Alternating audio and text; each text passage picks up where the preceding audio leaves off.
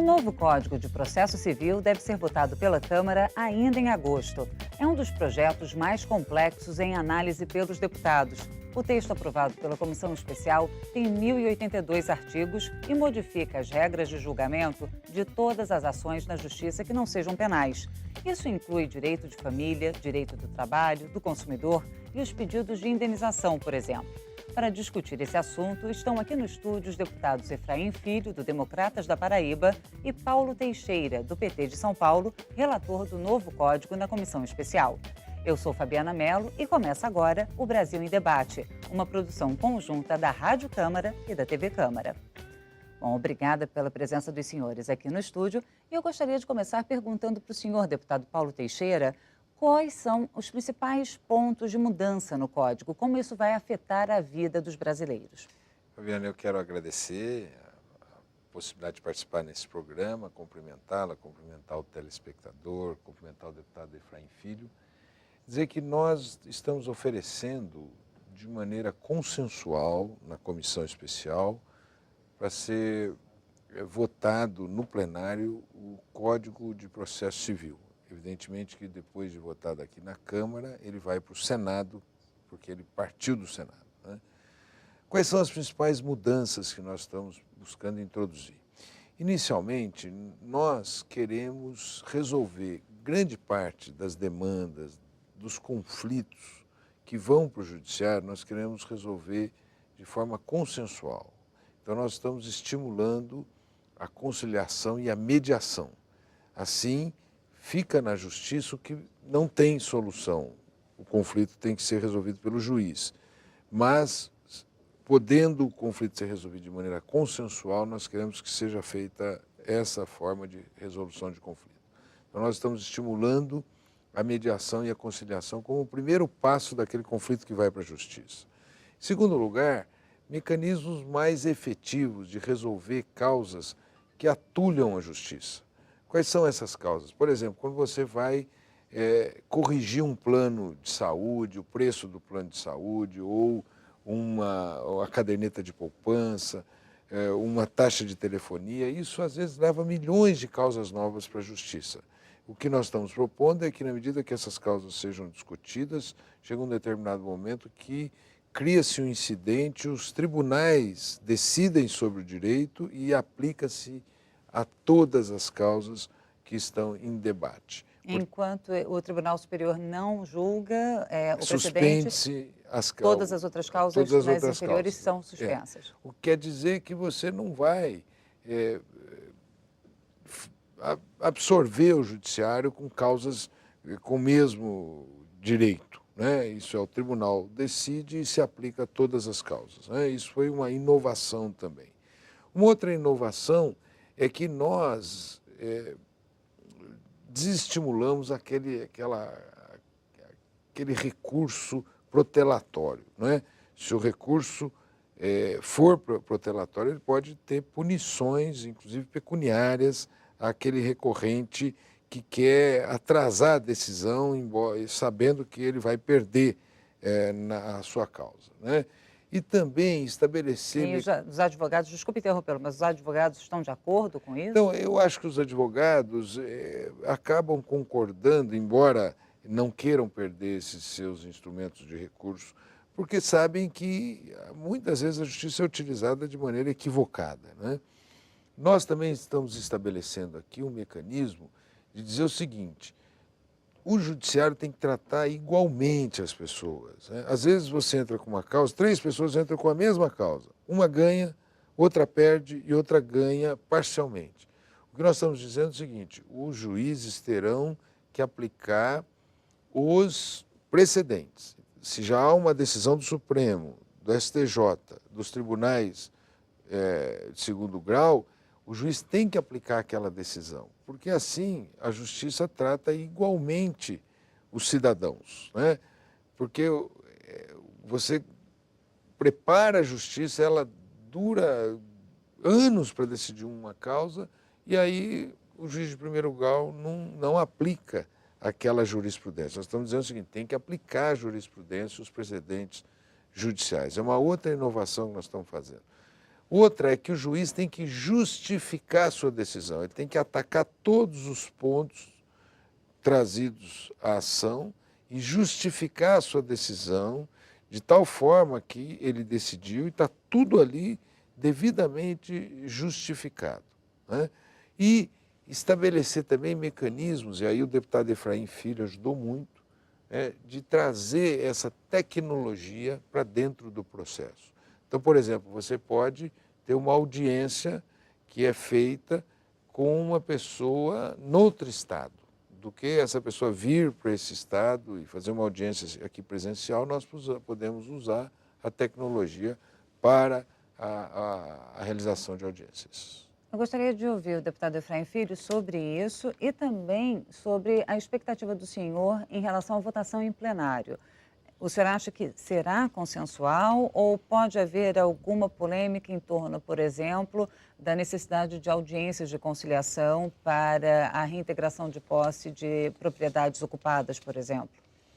Esse tema da questão das ações possessórias, Fabiano, foi realmente o tema de maior divergência, porém no âmbito da comissão especial. Eu acredito que a comissão especial, quando ela obedece essa proporcionalidade, ela tem esse condão de já antecipar convergências. E eu acredito que esse debate, que inclusive protelou o resultado final da comissão especial por 2 ou 3 sessões, até que se ajustasse um acordo, foi um momento antecipado, necessário e adequado para que pudéssemos chegar ao plenário com um número maior de convergências do que de divergências. E se nós queremos viver numa democracia, temos de nos entender. E ficou claro que nesse Código de Processo Civil, aquilo que nos une, governo, oposição, os diferentes segmentos da sociedade, é muito mais forte do que o que nos diferencia. Então, a produção de um novo Código de Processo Civil, que atenda à reivindicação da sociedade, aos anseios do cidadão brasileiro, é o ponto número 1. Se falava aqui, por exemplo, eu vi quando você questionou, mas os advogados concordaram com isso, concordaram com a grande parte, podem ter discordado de outras, como aconteceu, porque nós consultamos os magistrados, os defensores públicos, o Ministério Público, os oficiais de justiça, a academia, as universidades. Então, sem dúvida nenhuma, foi um trabalho plural, democrático, aonde está representado o pensamento médio da sociedade jurídica brasileira. Sobre a questão que o Paulo Teixeira levantou, uma das grandes inovações que fazem esse Código de Processo Civil ser de vanguarda é realmente trazer para dentro dele a sistematização do processo eletrônico, que ficou realmente sobre a minha responsabilidade, já que eu fui relator parcial da parte geral do livro 1, que vai do artigo 1º até o artigo 318. Então, auxiliei ao Paulo nesse trabalho e tivemos esse desafio de sistematizar o que se chama, entre aspas, o processo eletrônico.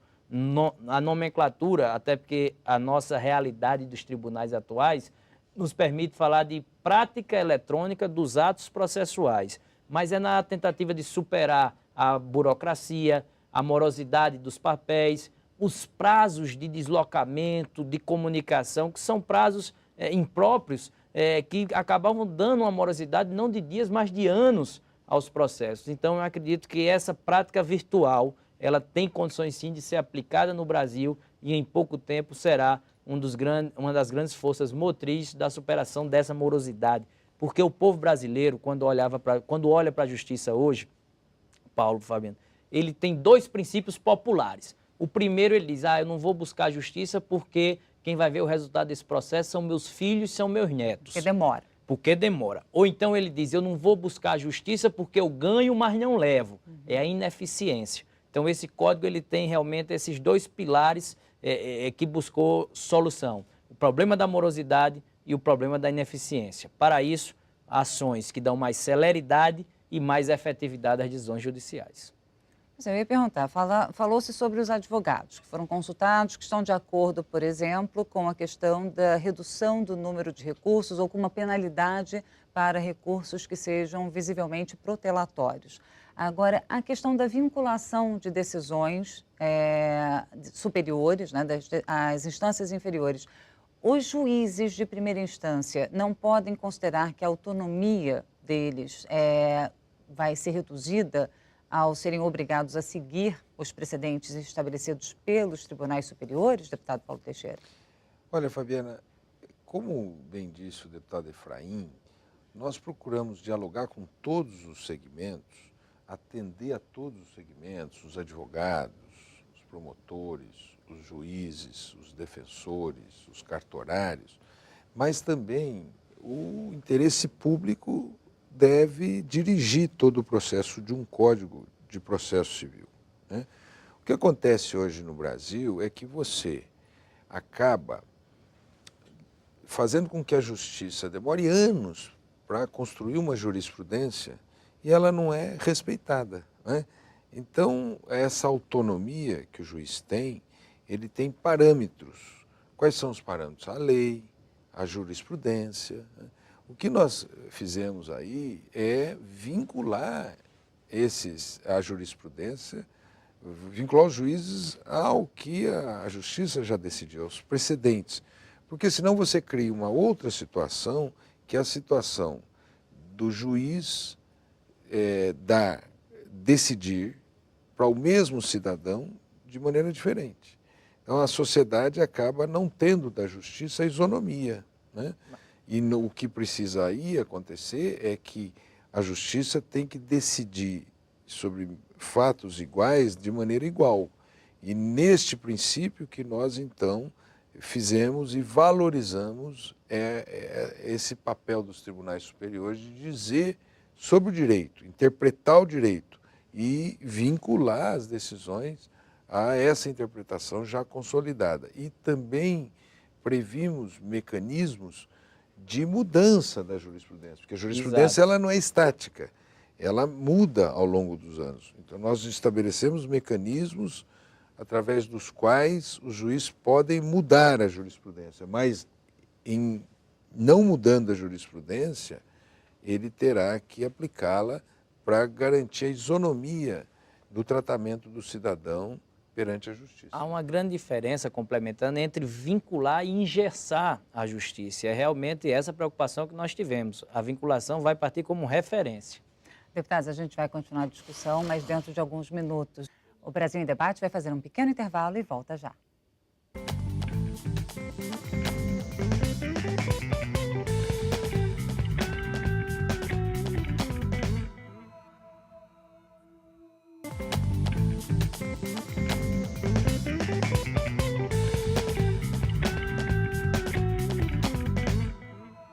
O programa Brasil em Debate está de volta com os deputados Efraim Filho, do Democratas da Paraíba, e Paulo Teixeira, do PT de São Paulo. Nós estamos discutindo hoje o novo Código de Processo Civil, em análise pela Câmara dos Deputados. Lembrando que o Brasil em Debate é uma produção conjunta da Rádio Câmara e da TV Câmara. Bom, deputados, eu gostaria de perguntar agora sobre as principais mudanças em direito de família, começando pelo senhor, deputado Paulo Teixeira. Inicialmente, nós reforçamos a ideia da conciliação. O primeiro passo na área de direito de família é buscar conciliação para uma solução consensual daquele conflito, normalmente na área da divórcio, separação, guarda de filhos. Então, nós estamos buscando aí, como primeiro passo, a busca da conciliação. Além dela, nós estamos... houve um grande debate se o Instituto da Separação ainda sobrevivia. Havia expectativa de que fosse extinta a separação? A separação no direito brasileiro depois da PEC do divórcio, né? E a comissão entendeu que a separação ela não é um estágio obrigatório para o casal. O casal pode, se quiser, divorciar diretamente. Mas há segmentos da nossa sociedade que acham que o casamento, o matrimônio é indissolúvel. E eles, então, reivindicaram a permanência do Instituto da Separação. Portanto, mas de maneira facultativa? Facultativa. Quem quiser só se separar, se separa. Quem quiser ir diretamente para o divórcio, vai diretamente para o divórcio. Então, nós mantivemos essa possibilidade, essa faculdade da pessoa se separar dentro do Código de Processo Civil. Além disso, nós fizemos uma mudança na ação de alimentos, né? em primeiro lugar, dando um prazo maior para a pessoa pagar a pensão, né? O que hoje se dá um prazo muito pequeno, que na medida em que é decretada a prisão, ela não tem nem como se virar para pagar a pensão. Nós demos um prazo maior de 10 dias, assim a pessoa tem 10 dias Para se organizar. Para se organizar. E também nós previmos o fim da prisão para a pessoa que não paga a pensão alimentícia, né? Ela teria um outro tipo de prisão, né? Que não aquela prisão que Em regime fechado. em regime fechado, que a impossibilita de pagar a pensão. O que se quer é o pagamento da pensão. E para isso nós temos que criar a condição de que a pessoa punida trabalhe para pagar a pensão alimentícia. Então não é mais em regime fechado o sistema de prisão que nós estabelecemos aí. Então são essas as mudanças na área de direito de família. E aí eu presto uma homenagem, Fabiana, ao deputado Sérgio Barradas Carneiro, que foi o primeiro relator, que fez um importante trabalho nesse período e que nos entregou um capítulo do Código muito avançado, mas nessa área específica, que é a área de atuação dele, também uma visão muito moderna do direito de família. Deputado Efraim Filho, em relação à mudança de prazos, maneira de se contar os prazos para os advogados, quais são as principais mudanças? Como isso vai afetar o trabalho e essa parte do trabalho? É uma grande mudança de parâmetro na justiça brasileira. Os prazos, a partir do novo Código de Processo Civil, passarão a ser contados exclusivamente nos dias úteis, para evitar uma série de pequenas divergências ou desencontros quando se contava feriados, finais de semana, que acabavam gerando, às vezes, até uma distorção no direito de defesa. Por exemplo, quando a publicação ela acontecia numa quinta-feira, se contava a sexta, o sábado, o domingo e na segunda você já tinha de cumprir aquele prazo. Ou seja, ficava prejudicado, inclusive, o trabalho do advogado ou das partes de manter contato, porque o final de semana o escritório do advogado é fechado. Então, se a parte perdesse a sexta-feira, por exemplo, na segunda ela já tinha que dar entrada naquele prazo. Isso gerava, muitas vezes, uma cessação desse direito à ampla defesa e ao contraditório. Então, ficou mais transparente e mais simples, porque a simplificação dos procedimentos no Código de Processo Civil também foi um dos seus pilares. Então, fica mais simples essa contagem de dias úteis. É claro que, aí se pergunta, não vai demorar mais? Não, não vai demorar mais, porque o problema da morosidade no processo civil brasileiro, nos tribunais, não se conta em dias, se conta em meses e anos. Isso vai ajustar, sim, um procedimento interno entre os advogados, ajudar o direito do cidadão para que ele não perca prazos, às vezes, por não ter observado a publicação no dia correto. E, importante também citar, para compensar, a Fazenda Pública, por exemplo, tinha prazo quádruplo para contestar. Nós diminuímos e só fizemos com que esse prazo ficasse dobrado para que também, por dias úteis, não se estendesse muito no tempo. Em relação às férias dos advogados, eu vi que foi estabelecido de 20 de dezembro a 20 de janeiro. Por quê e como são essas férias? Os advogados, eles são profissionais liberais e a sua vida familiar, inclusive, ela fica prejudicada porque você não tem condições de se planejar para fazer uma viagem, por exemplo, porque você depende exclusivamente do seu trabalho. E essa era uma das maiores reivindicações da OAB, que o advogado pudesse ter condições de ter um prazo de recesso para poder se planejar. Então, de 20 de dezembro a dia 20 de janeiro, os prazos não correm para os advogados. A justiça funciona de forma interna, os juízes proferem sentenças, os cartórios proferem os despachos, adianta-se os trabalhos, mas os prazos não correm para o advogado. E há de se ressaltar que esse recesso já existia, só que era do dia 20 de dezembro ao dia 7 de janeiro. Então só se fez uma adaptação para que o profissional liberal também possa ter condições de fazer planejamento na sua vida familiar e que ele não seja prejudicado no seu direito de receber seus honorários e bem como o cidadão não se sinta prejudicado de amanhã vir uma decisão liminar, emergencial e o advogado está fora sem poder corresponder à expectativa da parte do cidadão que o contratou. Deputado Paulo Teixeira, eu vi que há uma possibilidade de ações individuais serem unificadas em uma ação coletiva. Que tipo de ações podem ser objeto dessa unificação e como e ficaria a cargo de quem conduzir uma ação coletiva como essa? Nós temos ações que às vezes são individuais, né, mas que dizem respeito ao direito de mais pessoas do que somente da pessoa que entrou com ação na justiça. Então, por exemplo, um acionista de uma empresa, um condômino, né, ou uma pessoa que tem uma reclamação em relação a barulho, em relação à poluição, né, são ações que extrapolam a pessoa. E assim o juiz, percebendo a natureza dessa ação, ele comunica o Ministério Público ou os demais legitimados para a ação civil pública para proporem uma ação de natureza coletiva. Isso foi muito trabalhado, nós aqui trabalhamos juntos, o deputado Efraim, para chegar a um consenso final no texto, até porque aquela pessoa que propõe a ação inicialmente, ela tem que ter o direito de contestar, né, a conversão, ou ela tem que ter o direito da sua ação não ficar diluída numa ação coletiva. E permanecer como litisconsorte. Tem muito a ver com os temas dos direitos coletivos difusos e homogêneos. Ou seja, a pessoa pode se recusar. O proponente inicial da ação individual, ele pode se recusar a ter ação. Nós temos assim, ele pode contestar e também ele pode assumir a posição de litisconsorte. Então, nesse caso, ele passa a ter quase que o mesmo poder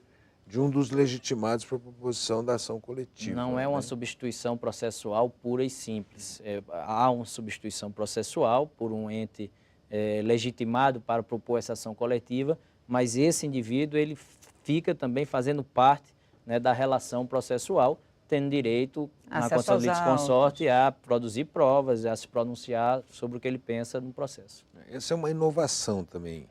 Importante dizer que houve muitos debates, né? Não foi fácil introduzir essa inovação, mas eu acho que nós introduzimos com equilíbrio e ela vai ser aceita de maneira importante pelo mundo jurídico brasileiro. Será importante principalmente em temas como meio ambiente, danos ao meio ambiente que atingem uma coletividade e também a questão do consumidor, né, que às vezes um consumidor traz um problema que é de vários e aquilo que era individual acaba se tornando coletivo. O senhor disse que não foi fácil, por quê?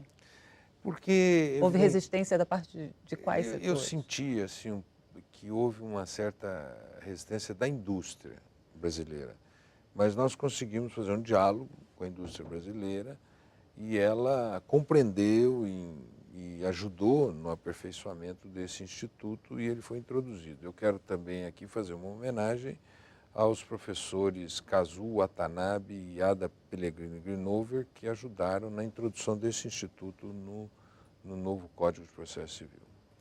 Bom, de maneira geral, o senhor acredita então que essas mudanças vão trazer celeridade, rapidez ao processo na Justiça e vão fazer com que o volume de ações no Judiciário seja reduzido?